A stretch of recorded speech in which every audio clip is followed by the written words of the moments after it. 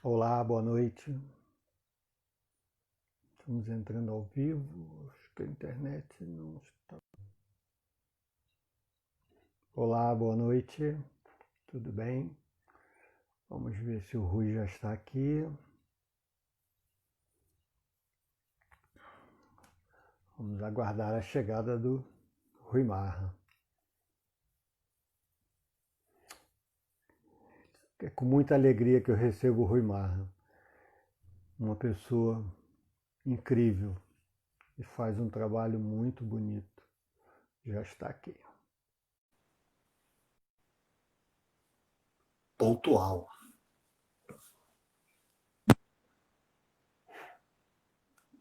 Namastê, meu amigo.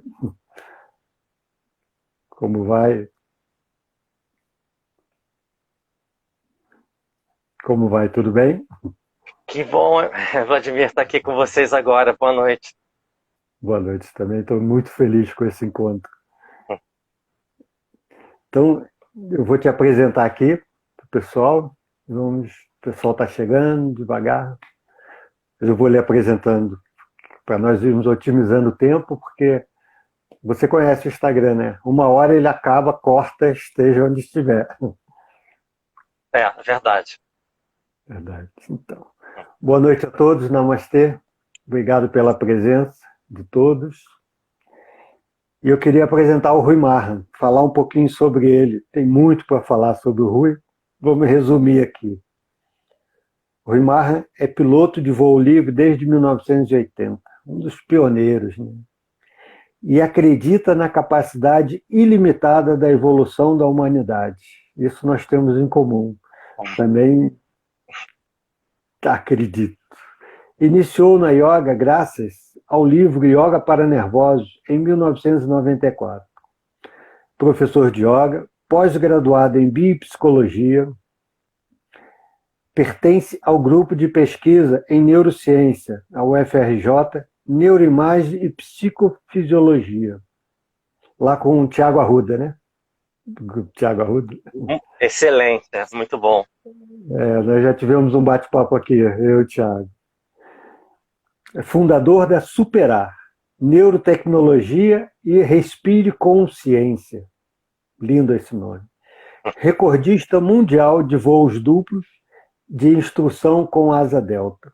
Fundador da Superfly, Escola de Voo Livre Mundial. Rui Marra diz, já voei com mais de 30 mil pessoas e eu tinha medo, tinha fobia de altura. Ganhou o prêmio de inovação oferecido pela Prefeitura do Rio de Janeiro com pesquisa em influência das emoções no esporte de aventura. Autor dos livros Decolando para a Felicidade, Supere os Medos e o outro livro é Muito Além do Voo. Então, esse é um pouco do Rui Marra. É uma pessoa de uma doçura assim, que me encanta. O grau de amorosidade e de doçura nas palavras, no jeito de ser, me chama muita atenção, me encanta. Tive a oportunidade de oferecer de presente para minha filha de 18 anos um voo com ele, que foi muito marcante. Então, agradeço pela sua presença e abro espaço para você compartilhar. Bom, agradecido por estar aqui com vocês, né? Agradecido aos nossos ancestrais, aos nossos sábios, aos nossos cientistas, né? Por a gente estar conversando aqui nesse momento, né, sagrado. Quero agradecer muito, muito ao Tiago, ao grupo de pesquisa que eu pertenço.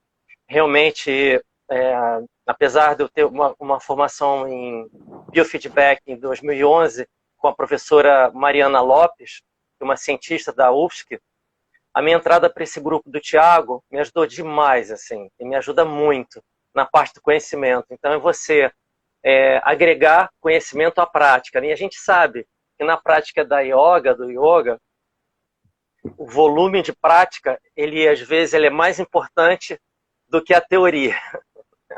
Sim. Então, você ganhar esse volume de atenção e amadurecimento, né, com a construção da prática. Né? Eu queria começar esse nosso encontro com com algumas definições de yoga, né? Porque ela tem várias, ela é muito flexível, né? Alguns falam que significa postura confortável, principalmente união, né? Convergência, né? Mas principalmente o professor Pedro Kufner, né? Ele traz uma atenção específica para muito mais do que a gente fazia as nossas aulas de yoga, duas vezes por semana, 3 vezes por semana. O convite que eu faço para todos aqui, para mim também, é trazer a prática da yoga 24 horas por dia. Sim, é um estilo de vida, né? Exatamente. Foi daí que surgiu a yoga no céu, que a sua filha experimentou, né? Sim. Exatamente. Uhum. E foi quando eu percebia, por exemplo, eu morria de medo de altura, né? Assim, o meu curso de voo livre em 1980 deve ter sido assim o curso mais demorado, acho que da história do mundo, né? As pessoas aprendem a voar em 20 aulas, 15 aulas, né? Eu demorei no mínimo, Vladimir, assim, no mínimo, 200 aulas. É incrível, né? Exatamente, 200 aulas. E aí, no início dos anos 80, os meus amigos começaram a perguntar: Rui, você pode voar comigo? Lembrando que não havia essa atividade de voo duplo reconhecida no mundo. Começou aqui com o Casimiro, que foi o pioneiro, né, nos anos 80 também, e eu comecei a voar também com amigos, nos finais de semana.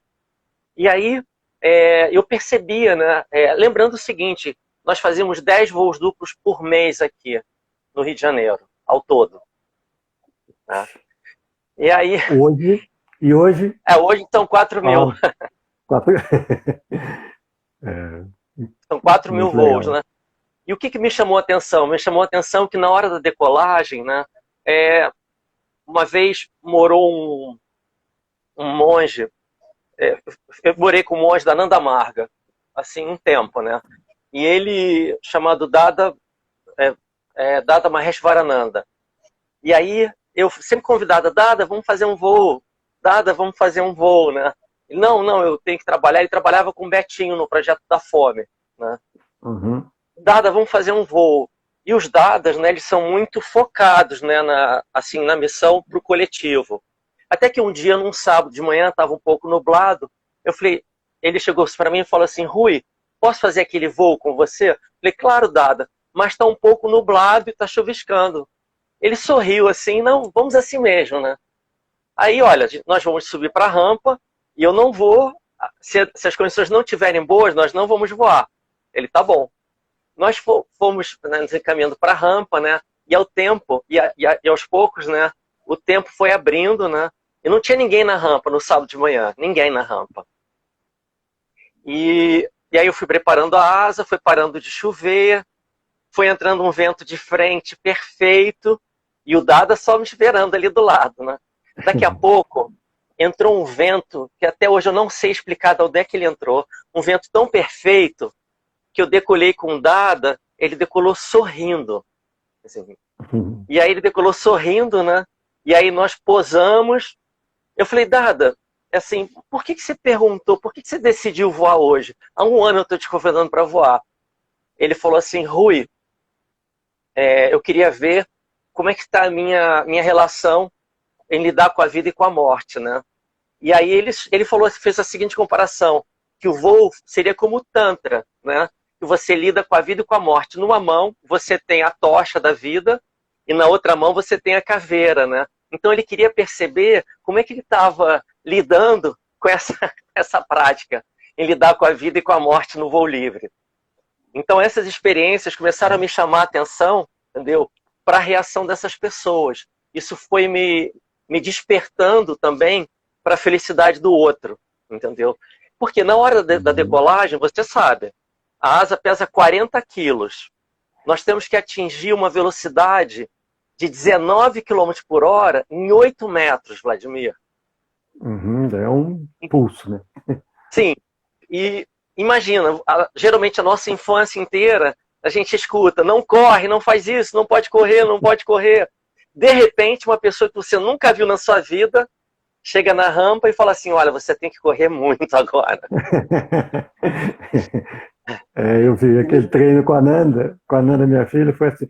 E no dia da Nanda também foi parecido com isso, né? Nós chegamos lá embaixo, encontramos o tempo estava fechado, subimos para ver, chegou lá, abriu, teve um voo lindo, né? O tempo ficou ótimo, não sei se você se lembra. Claro que lembro. Foi um E logo sábado de depois manhã. fechou. Foi um sábado de Sim. manhã. Vou te Aquele dia falar, foi mais ou menos umas incrível. 11 horas. Isso. Isso. Então, imagina você lidar, né, com a vida e com a morte com mais de 30 mil pessoas. Entendeu? Então, você realmente, onde a rampa, ela se torna uma metáfora poderosa para a vida. Né? Como é que eu vou lidar com isso? Como é que eu vou lidar com essa incerteza? Né? E aí, a partir daí, foram várias experiências com pessoas muito diferentes. Tá? Desde monges, muçulmanos, rabinos, crianças de comunidade do Instituto Reação, do projeto de judô liderado pelo medalhista olímpico Flávio Canto. Então, imagina você lidar com a vida e com a morte com pessoas muito diferentes, entendeu? Então foi a partir daí que eu, inclusive, comecei a ter um olhar para o outro, que hoje eu não chamo o outro, é o semelhante, né?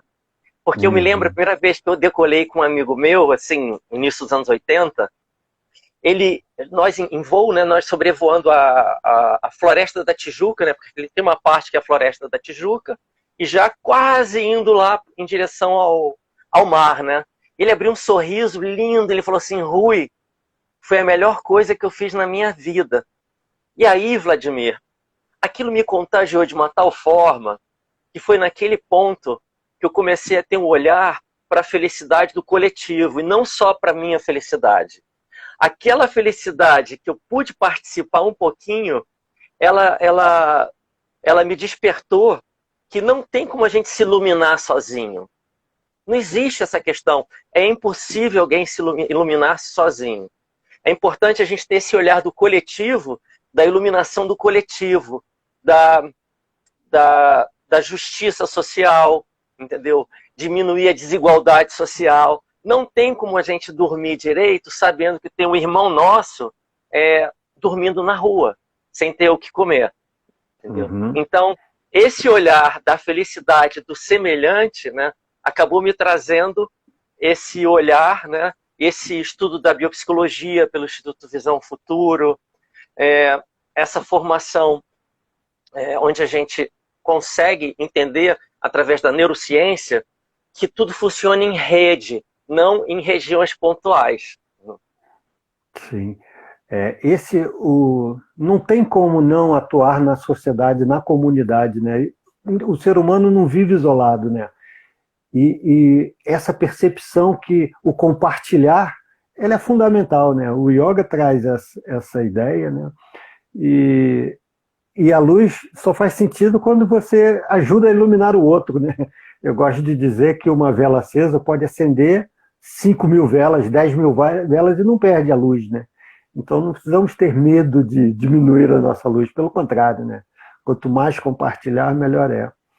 E você tem voo também com pessoas de necessidades especiais, né?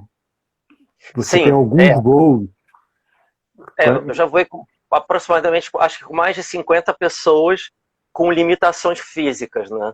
E recentemente, meu último voo foi com um amigo meu chamado Vitor, né? O Vitor, ele teve uma severa sequelas de fala e de marcha através de um AVC com 16 anos de idade, uma malformação congênita, né? E aí eu comecei a fazer um trabalho com o Vitor, um trabalho com exercícios somáticos e biofeedback, para contribuir, né, em rede com o trabalho fisioterapêutico dele. Resumindo, há 2 anos depois que nós conquistamos bastantes movimentos, né? O que eu aprendi com o Vitor? Olha que interessante. O Vitor, ele não conseguia falar, mas ele consegue se expressar. Ele é muito inteligente. O Vitor, a parte cognitiva dele ficou preservada. É uma das pessoas mais inteligentes que eu conheço, entendeu? Teve uma prova de matemática que ele corrigiu o professor. porque a questão não estava correta, a resposta, né? E aí ele foi tentando apontar a resposta, né? E falou o professor, mas não é nenhuma dessas. E ele falou não, ele fez os cálculos de cabeça e corrigiu o professor de matemática dessa forma. Bom, aí resumindo, a gente chegou num determinado ponto que o presente do Vitor era voar de parapente. E o Vitor não conseguiu, o Vitor é cadeirante, né? E foi com 21 anos de idade, para 22, eu liguei para os pais do Vitor, para o Marcos e para a Nabila, eu falei, olha, o dia está perfeito para voar. Tinha que ser um dia muito perfeito, um dia que o vento tivesse de frente perfeito na rampa e que o vento tivesse perfeito no pouso. Isso é raríssimo, é muito raro, assim, por uma condição perfeita. Eu liguei para os pais, aí a Nabila me perguntou mais 100 vezes, mas tá mesmo? Tem certeza? Tem certeza, normal, né? E aí nós nos encontramos e nós organizamos um voo de parapente, onde eu consegui decolar, foi o voo mais difícil da minha vida, né? Eu já fiz mais de 30 mil voos duplos, né?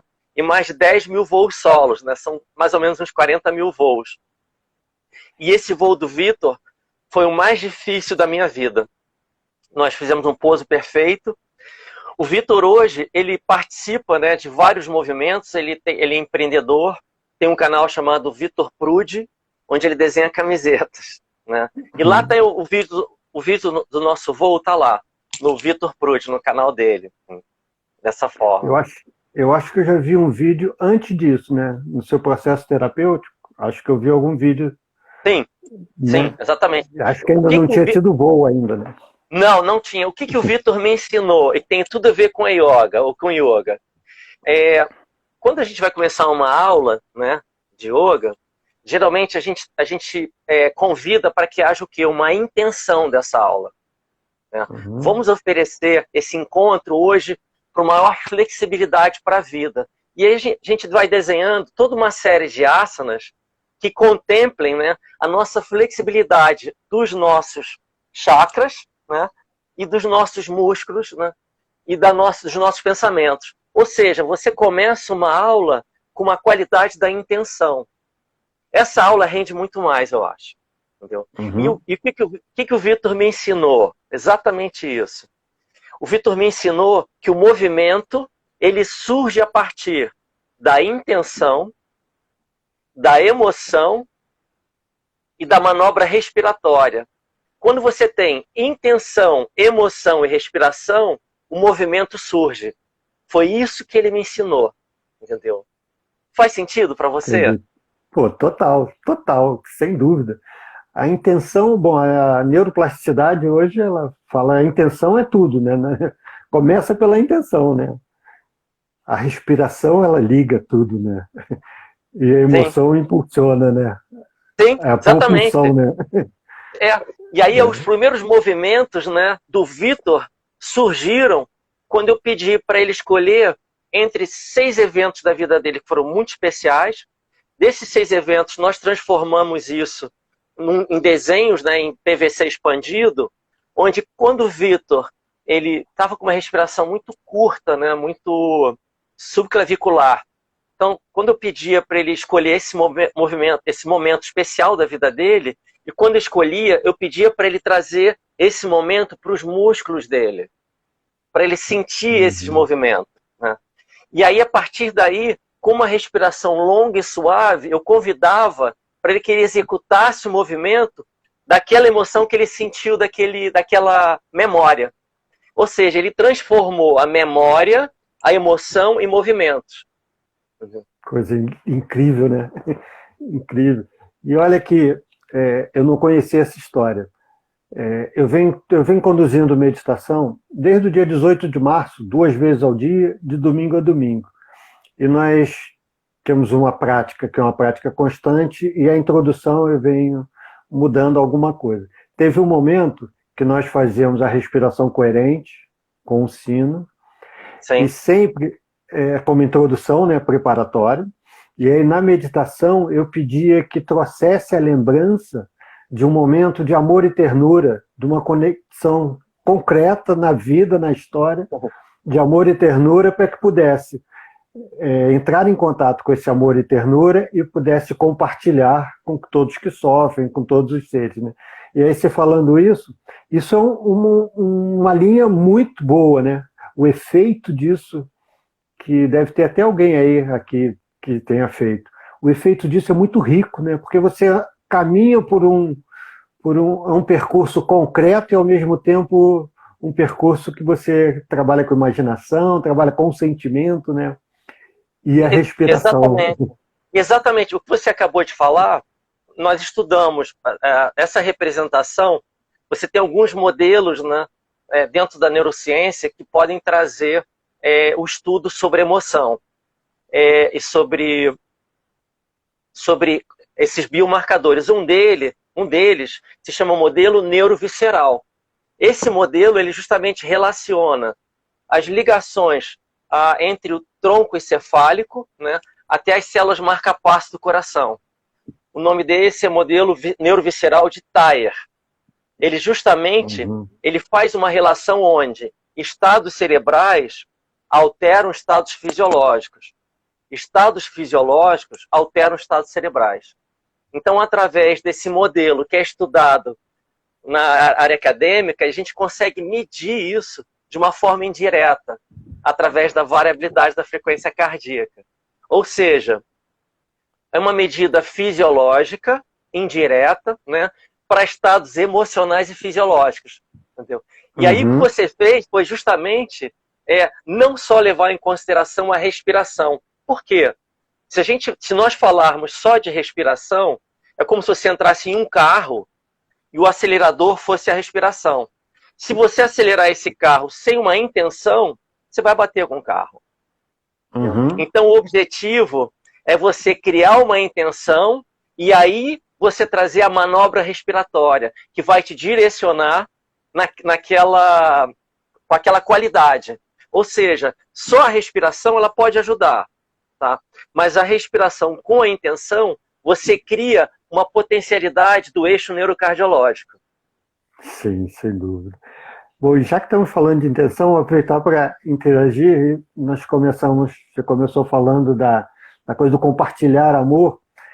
Muitas pessoas, eu vejo que muitas pessoas ficam assim, incertas, ficam numa certa dúvida, na hora que nós imaginamos e desejamos e temos a intenção de que todos os seres sejam felizes, né? O benefício para toda a humanidade. Então, eu sinto que algumas pessoas acham que isso tem pouco valor, mas eu acho que isso tem grande valor, né? Eu vejo literaturas de Dalai Lama que está o tempo todo pensando na comunidade, pensando na humanidade, pensando no benefício de todos. E quando nós temos a intenção, mesmo que nós não se consiga ver, com certeza essa intenção beneficia até a desconhecidos, né? O que você acha disso? Bom, nós estamos vivenciando um fenômeno um pouco parecido, de uma forma indireta. Que fenômeno é esse? Você tem a questão daquele filme antigo, O Efeito Borboleta, né? O Efeito Borboleta ele comentava que o agitar de uma asa de borboleta na China poderia provocar um furacão no Ocidente, né? E nós estamos vivenciando essa interação dessa unidade de uma forma diferente. Então, da mesma forma que um vírus pode influenciar todo um planeta, todo o universo, e não só seres vivos, mas seres inanimados também. Entendeu? Então, o meu convite é que essa intenção venha não só para seres vivos, mas para os seres inanimados. Então, é estender isso, né, para todos que estão convivendo conosco, né, de uma forma a sentir essa questão da união. Mas o que você comentou, Vladimir, também é importante. Eu gosto de uma analogia que é a seguinte: cada um tem o seu despertar, tem a sua forma de perceber. E essa diferença desse despertar, eu acho que traz essa beleza do convívio. Vou dar um exemplo. Imagina que a gente vai participar de um retiro, tá? De um retiro. Então a gente vai participar de um retiro, e nesse retiro, algumas pessoas acordam mais tarde do que as outras, ou mais cedo que as outras. o fato dessa pessoa acordar mais tarde ou despertar mais tarde não significa que ela é melhor ou pior do que ninguém. Né? Sem dúvida. Então, esse olhar do despertar é importante. E eu vejo por mim, assim, eu assim, me tornei vegetariano com 36 anos, né? E não porque eu queria me tornar vegetariano. É porque quando eu começava a comer carne, o meu coração disparava muito. Então, o meu corpo começou a reclamar comigo. Só que, assim, como é que eu posso chegar para alguém e falar assim, poxa, para de comer carne, você comia tanta carne, entendeu? Então, isso eu acho que é importante que seja respeitado, né? De uma forma... O que a gente pode trazer são informações. Olha o que acontece quando os frangos ou quando os pintinhos são abatidos. Olha o que acontece. Você quer participar disso? Mas de uma forma sutil e com respeito, entendeu? Sem querer impor nada a ninguém. Sim, eu gosto de falar que a unidade só é unidade se tiver contida toda a diversidade, né? Então o respeito é fundamental, né? Esse aspecto do retiro, sempre isso tem que estar, esse foco tem que existir, né? Você tem que criar uma forma de que todos fiquem à vontade na sua própria natureza, né? E o despertar do outro é pelo encantamento, né? Se você for um exemplo que encanta, e assim tudo no mundo, né? Porque as pessoas vão se transformando, porque quando olha faz sentido, né? E há um encantamento, né? Quando Sim, eu te vejo exatamente. quando eu te vejo falando tão docemente, os contatos que eu tive contigo, porque meu primeiro contato contigo foi atrás do biofeedback, né? E foi Oi. acolhido com tanto amor, com tanta disponibilidade, que isso vai te encantando e vai querendo, te motiva, né, a ser parecido, né? Bom, mas por que aconteceu isso comigo? Qual foi meu primeiro contato com o biofeedback? Foi quando veio voar comigo um francês que eu não sabia quem ele era, chamado Davi, né? Prazer Rui, prazer Davi. Eu não sabia que o Davi era o autor do livro Curar e o Anticâncer, era o Davi Servan-Schreiber. Uhum. E aí o Davi veio fazer um voo de asa delta, e aí nos encontramos na área de pouso, e o Davi falou assim, olha, eu não gostei do meu voo nos Estados Unidos. Isso foi em 2004. Eu falei, não, Davi, o meu voo aqui é diferente. Eu vejo muito a questão das emoções, da respiração e do batimento cardíaco. Eu não sabia que o Davi era um neuropsiquiatra, um neurocientista de Carnegie Mellon, né, da Universidade de Carnegie Mellon, né, e tinha acabado de lançar um best-seller mundial, que era o Curar, né? E aí eu explicando para o Davi da interação entre o cérebro e o coração, falando para ele do ramo simpático parasimpático, sistema nervoso autônomo, como que a gente poderia influenciar, ele escutando, assim. No final eu falei, olha, tem uma postura no yoga, que você consegue estimular o parasimpático, que é a Yoga Mudra. Ele, mostra para mim. Nós sentamos no chão em São Conrado, fizemos a Yoga Mudra juntos, ele olhou para mim e falou, funciona. Eu falei, lógico que funciona. Até então eu não sabia quem era o Davi. Então, depois de meia hora nesse meu monólogo, né, eu falei, Davi, tem uma coisa engraçada aqui. Você está entendendo muito o que eu estou te explicando. Você trabalha com isso? Ele foi incapaz de falar o que ele era. A amiga dele falou, não, Rui, o Davi é um neuropsiquiatra considerado, ganhou o prêmio do melhor neuropsiquiatra dos Estados Unidos, francês. Ele veio lançar um best-seller sobre medo e estresse. Aí ele falou, Rui, nós encontramos os mesmos resultados por caminhos diferentes. Ele falou, Rui, você tem que escrever um livro, e eu vou fazer o prefácio do seu livro, mas eu quero te mostrar um equipamento. Ele só ia ficar um dia no Rio de Janeiro. Ele me chamou para ir na casa dele à noite. Foi ele meu primeiro professor de biofeedback. Então, a minha escola de acolhimento de biofeedback foi essa. Como é que eu não poderia te tratar de forma diferente? Não é isso? Sim, sem dúvida. Sem dúvida. Eu cheguei no biofeedback por a minha questão cardíaca, né? Então eu vi aquilo, coerência cardíaca, pode ser que faça bem. Aí fui lhe procurar para me orientar. Sim. E isso é muito importante. Desde então eu faço um uso e vejo muita diferença. Eu tive um grupo lá em Friburgo que nós fizemos um monitoramento antes de começar a atividade, aí com o grupo todo. Eram 20 pessoas, depois isso caiu para 12. Mas nós fizemos um monitoramento, aí eu alinhavei uma atividade que era respira, abraça, reflete, medita. Então nós respirávamos 20 minutos, um ficava no aparelho e o grupo todo acompanhava a respiração. Sim. Acabava a respiração, nós nos abraçávamos por 20 segundos, em silêncio, todo mundo, depois fazia uma reflexão e meditava.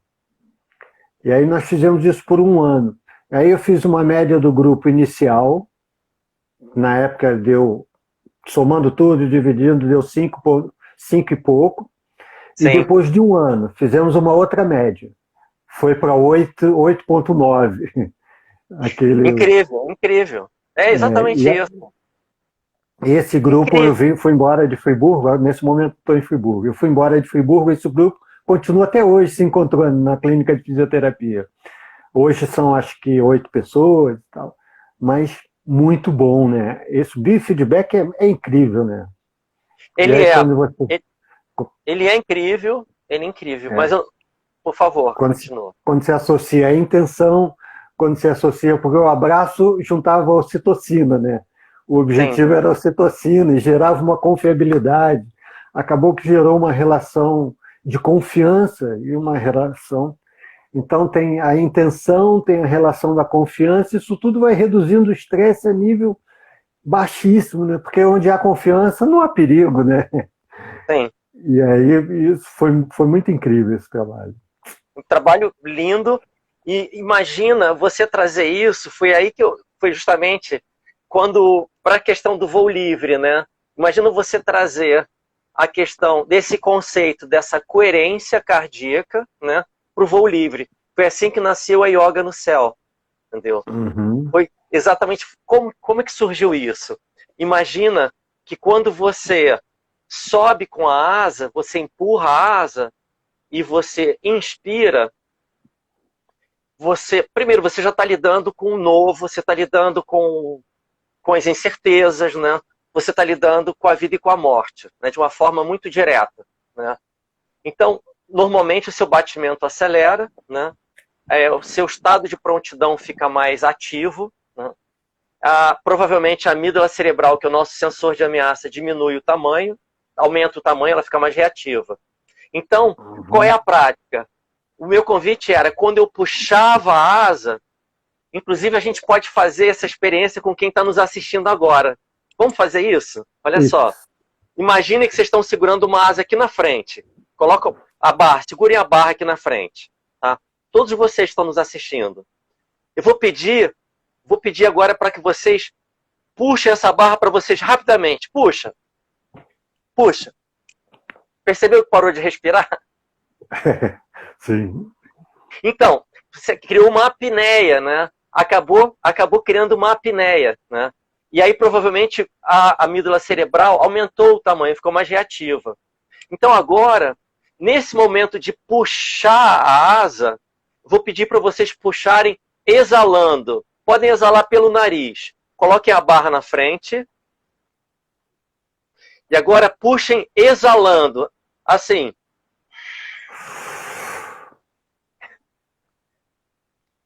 Mais uma vez, devagar. Isso! Como é que foi a sensação?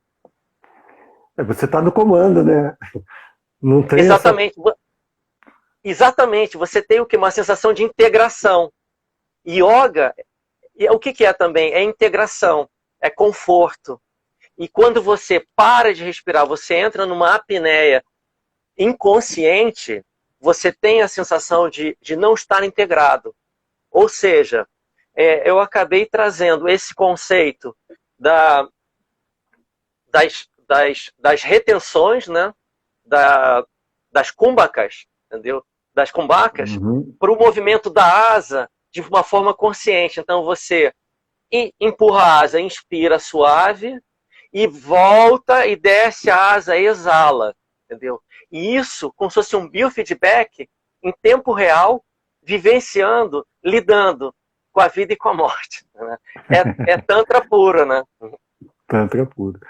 E aí como é que é isso na prática? Porque aí Então, você traz essa consciência, faz o voo, e durante o voo também mantém uma intenção. Como é? isso, exatamente. E aí, durante o voo, a gente oferece, por exemplo, você empurra, inspira confiança e volta, devolve a confiança para o universo. E procura sentir a gratidão do universo recebendo a sua gratidão. Então você pode inspirar paz a 500 metros de altura e devolver essa paz para as pessoas que você gosta. Então você trabalha a intenção, você trabalha a coletividade, você trabalha essa questão da integração de um esporte de risco, né, alterando, né, esse funcionamento, esse estímulo no eixo neurocardiológico. Entendeu? Dessa forma consciente, é trazer a yoga 24 horas por dia, mesmo lidando com a vida e com a morte. Isso é incrível.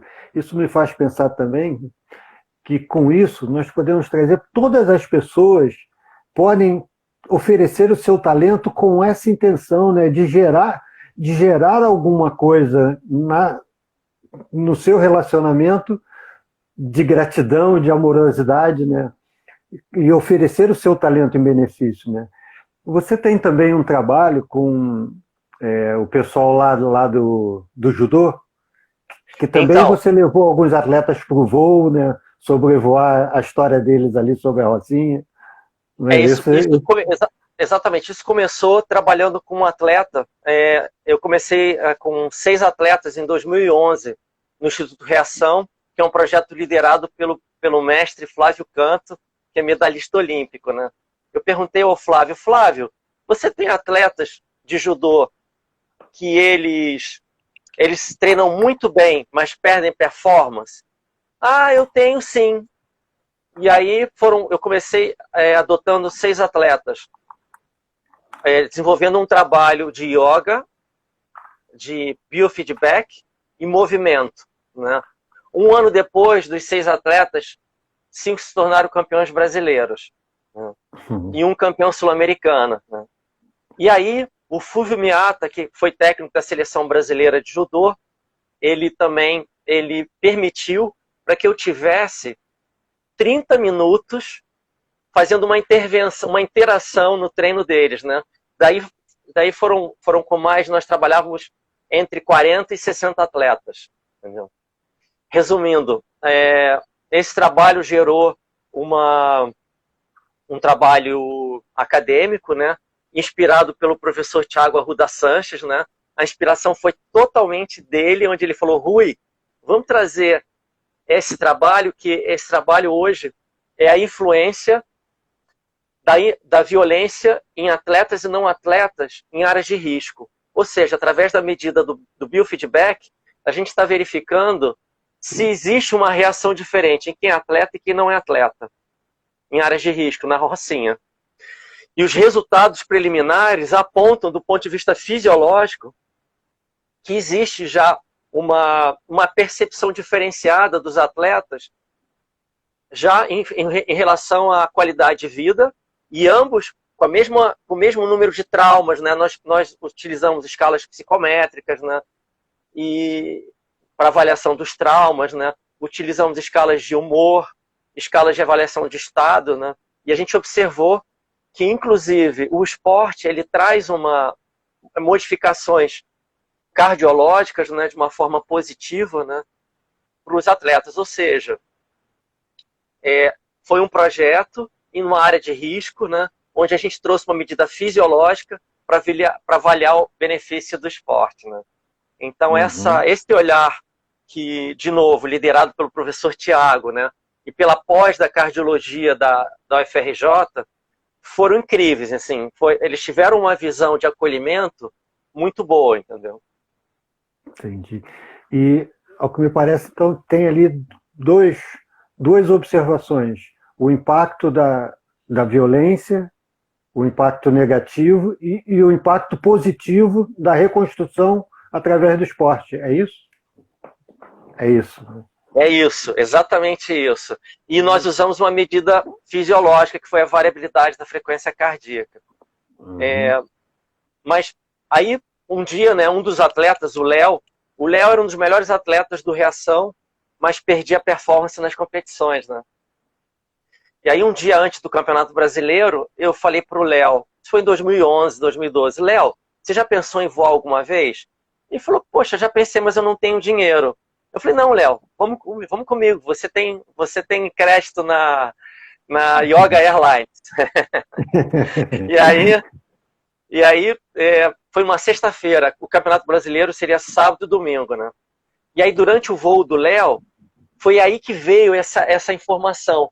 Rui, o voo da Asa Delta, a Asa Delta ela tem uma certificação alemã de segurança. Então, você pode soltar a barra da asa, a asa voa sozinha.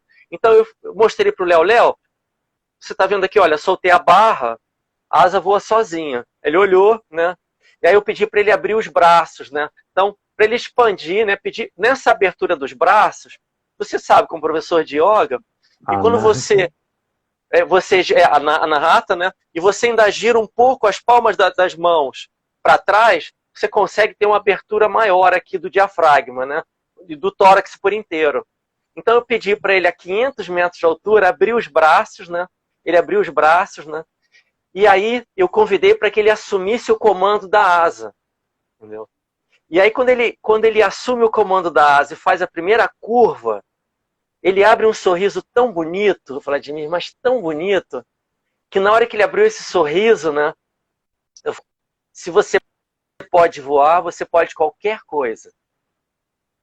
E aí o Léo foi voando, né, até a área de pouso, onde eu assumi o comando, posei. O Léo foi para o Campeonato Brasileiro. E aí o Léo falou que só lembrava durante as lutas. Se eu posso voar, eu posso qualquer coisa. Se eu posso voar, eu posso qualquer coisa. Resumindo, ele foi campeão brasileiro, né? Não há dúvida. E depois foi campeão mais 2 vezes, eu acho, campeão brasileiro. E mais do que isso, tá? E o que esse projeto do Flávio Canto, ele proporciona, não é uma inclusão social, é uma inclusão socioemocional. Porque só uma inclusão social, você está incluindo um consumidor a mais na sociedade. Quando você tem um protagonismo da emoção, você consegue modificar não só a questão da participação social, mas a sua participação emocional na vida. Então esse conjunto de práticas, né, eu falava com o Flávio, o seu projeto é muito mais do que isso, é inclusão socioemocional. E o Léo, 2 anos depois, ele quebrou um círculo vicioso que havia na Rocinha. Qual era? Aquele menino com 21 anos de idade, ele iria para o tráfico, ou ia morrer no tráfico. E o Léo, o que ele fez? Há 2 anos atrás, se formou em educação física. Ou seja, o Instituto Reação ajudou, entendeu, a quebrar esse ciclo vicioso, onde a maioria dos atletas se forma em universidades. Impressionante, né? Então, não é uma educação, não é um treinamento só do esporte social, ele é socioemocional, ele é econômico socioemocional, pronto, mais completo ainda. Cultural, né? E cultural, exatamente. Profissional, né? Sim, exatamente. Acaba que atua no homem como um todo, né? No ser humano como um todo, né? Vai formando todos os seus aspectos na sociedade, né? Sim, e restituindo, porque, por exemplo, vou falar de um outro atleta que eu não posso mencionar o nome, mas um atleta, por exemplo, o nome fictício seria Pedro. O Pedro, imagina que ele tinha uma informação do padrasto, que ele era burro, ele era idiota, que ele não conseguia fazer as coisas, né? E aí, a partir de um treinamento integrativo, ele tem uma segunda chance, né? Onde o que a religião chama de livre-arbítrio, a ciência chama de plasticidade cerebral.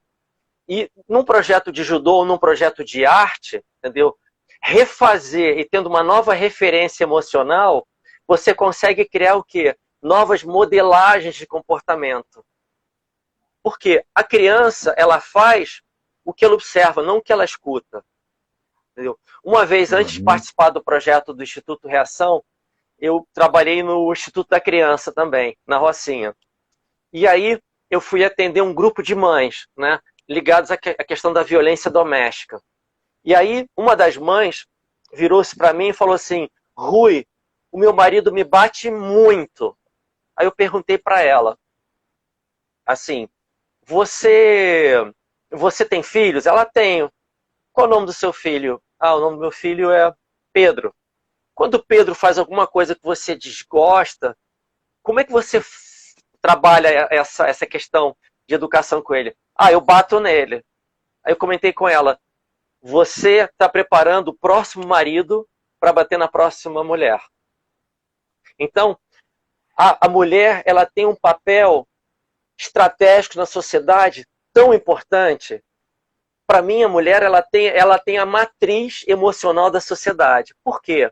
A partir do momento que você já está em estado de gestação, e a partir do momento que os nossos registros no sistema nervoso autônomo, a partir da terceira semana, já começaram a serem feitos, aquele registro emocional da mãe, ele vai passar para o feto, como um estado de fusão entre a mãe e o feto. Então, a mulher, ela realmente precisaria ter um olhar, a sociedade precisava ter um olhar muito carinhoso, estratégico, tá? E de igualdade com a mulher. A importância do papel da mulher na nossa sociedade, ela é muito maior do que a gente imagina. Sem dúvida. E o valor à gestante, né? Minha esposa, Márcia, ela faz o trabalho de yoga com a gestante, e ela faz um trabalho de yoga da mãe com o bebê. Então, o bebê com 2 meses volta para a sala de aula. Então, é um grupo de mãe com bebê. E isso tem um impacto construtivo naquela matriz mãe e bebê, que é um impacto incrível, né? Você vê que tem uma construção da relação da mãe com o bebê, da relação dos outros bebês. Você vê bebezinho muito pequeno interagindo entre eles e entre Sim. as mães. Um dos movimentos que me encanta muito tem um passeio de bacia, que bota o bebezinho dentro da bacia e ele vai passando de mão em mão nas mães. Os bebezinhos ficam ansiosos para entrar na bacia também. E você vê que essa construção de amorosidade é uma coisa muito importante, né? Nossa sociedade devia dar muito mais suporte e apoio à gestante, né? Porque dali vai sair o cidadão, né? Não, exatamente isso, Vladimir. E a forma como a gente se relaciona com o mundo inicialmente é justamente a forma como nos foi modelado essa questão do afeto. Mas aí está talvez a beleza, né, e o desafio é recriar quando aquelas pessoas também que não tiveram essa oportunidade e também ficam justificando, eu sou assim porque minha mãe é assim. É também negar que o sol nasce todo dia. E que todo dia a gente tem uma chance, através da plasticidade cerebral, de recriar esses padrões. E não também nos justificarmos numa educação mais rígida, né, que talvez a gente não possa ter desenvolvido essa qualidade do afeto. Né? E se eu falo isso aqui, não é porque se eu falo isso aqui, é porque eu preciso aprender demais o tempo inteiro sobre isso. Né? Então, por isso eu fiz aquela pergunta lá. Então tem o aspecto da violência e tem o aspecto da possibilidade de mudar, né? E isso é muito importante que todos que estejam aqui presentes saibam disso, né? Se você é um resmungão, você pode deixar de ser um resmungão, né? Você pode, essa plasticidade, ela é possível, né? Se você não teve uma atenção como imagina que deveria ter, hoje, no momento presente, você pode começar a construir uma outra história, né? Você pode começar a ter essa relação de amorosidade, né? Se você não ganhou, você pode começar a dar e construir isso em você, né? E isso é muito importante, que todos possamos saber que todo dia o sol nasce, né? O sol nasce todo dia e que nós podemos ir construindo novas relações, novos valores. E aí eu gosto sempre de falar, o amor é o que há de mais seguro, que não tem nenhuma contraindicação, o efeito colateral é sempre positivo e construtivo, né? E a sim, ciência traz isso hoje, né? traz o desafio é alinhar o que é amor para um, amor para o outro, né? É importante essa questão, né? A gente alinhar bisturi, bisturi, né? Porque dependendo da relação de cada um, às vezes amor é bater. Porque aquela pessoa, ela aprendeu que uma relação de amor, às vezes, na infância, havia violência. Então nesse ponto, eu acredito muito, além da yoga com um poder transformador, o teatro, a arte, o esporte, o teatro. O teatro, ele tem uma capacidade de você vivenciar valências que podem conversar com valências. Por exemplo, se a gente quer vivenciar a questão da emoção, é importante que a gente trabalhe algum cenário com emoção, entendeu? Porque eu gosto muito dessa frase, a razão informa, mas só a emoção transforma, entendeu? Vou dar um exemplo, tá? Tinha um caso recente de um escalador subindo o Everest, tá? Isso aconteceu e tem pouco tempo. E esse escalador vinha conversando com o guia dele, que era um guia muito experiente, sobre a filha dele, que quando ele voltasse do Everest ia ter o aniversário da filha, de 13 anos, né? E aí eles estavam já quase no cume, isso aconteceu. Quase no cume, assim, a uns 300 metros do cume do Everest, 300 metros. E aí o guia experiente, ele observou e falou assim, olha, tá vindo aquela tempestade, quando ela vem daquele ângulo, a gente não vai poder ter o cume. Isso, o escalador já, o montanhista, vendo o cume assim a 300 metros dele, né? E aí o montanhista, o escalador, pela primeira vez no Everest, começou a tentar justificar. Não, mas espera aí, vamos... Na hora, o guia falou assim, olha, você não me falou da sua filha? Você quer encontrar a sua filha de 13 anos? Eu também quero conhecer a sua filha. Na hora que ele trouxe a valência emocional da filha, foi mais forte do que a valência emocional do cume. Por isso, emoção conversa com emoção. Entendeu? Por isso que Jesus, Buda, Maomé, Baba, Sai Baba, Shri Shri Anandamurti, eles traziam metáforas, porque as metáforas, elas trazem a qualidade das emoções, não o comportamento diretamente. Entendeu? Sim, isso é lindo. Eu tive a oportunidade nesse período da meditação diária, duas pessoas parece pouco, mas é muito, no universo de 12, 15 que participam na meditação. Duas pessoas, de repente, começaram toda hora a trazer poesia. Esse efeito, então, isso começa, você vê que começou a transformar de fato o cérebro daquela pessoa, né? Quando começa a surgir poesia, começa a surgir emoção, começa a surgir um olhar doce, né? E começa a trazer beleza para a vida, né?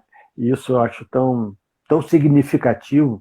O professor Hermóis era poesia e piada, né? Ele construía a relação com piadas e poesias, tocava direto o coração das pessoas. Isso faz muita diferença, né?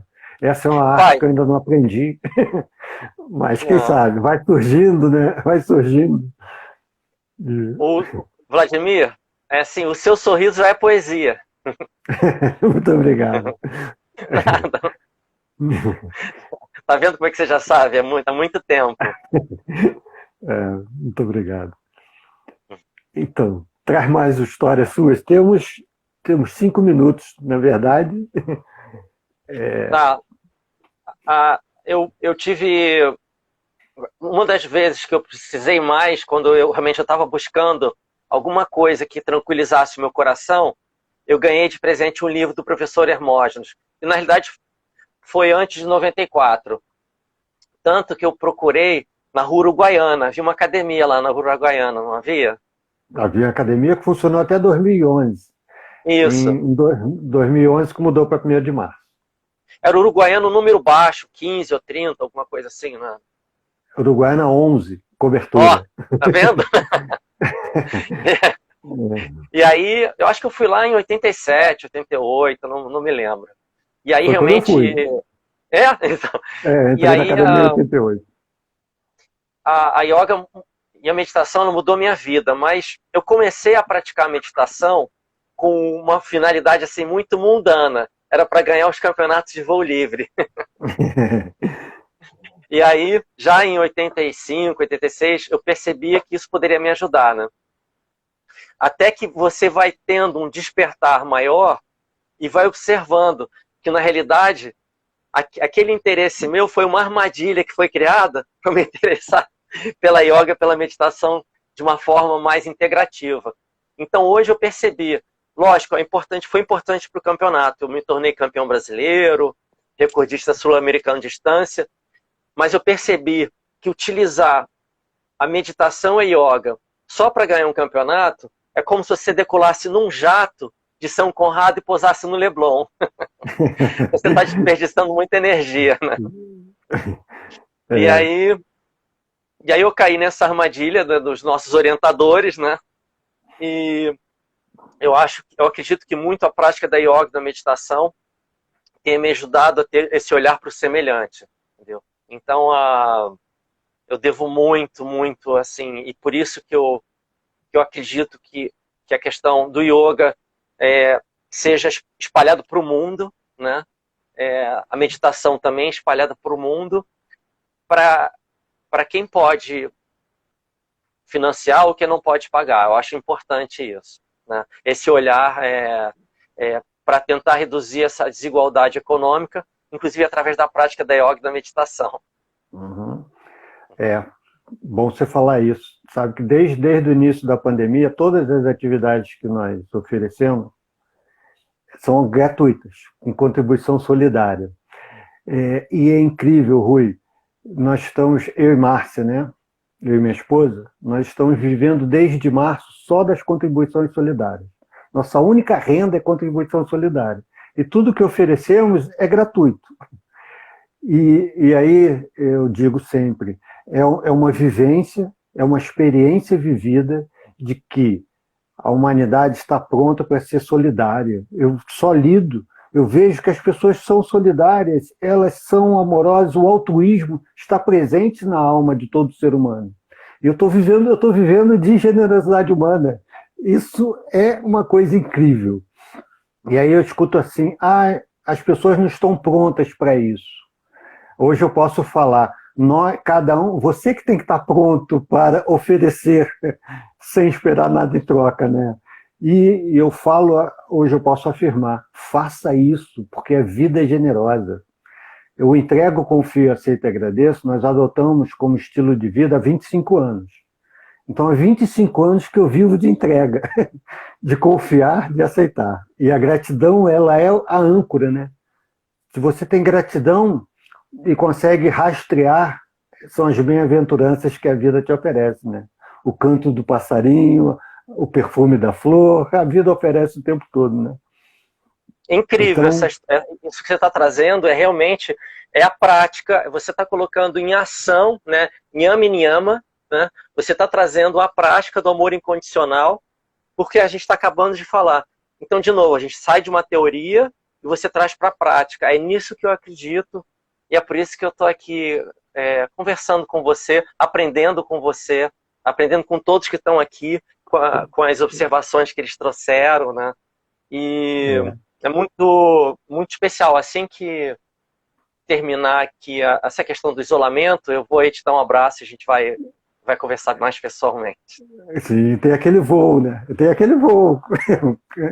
Nós vamos embarcar. Então, nós estamos encerrando, vai encerrar já já.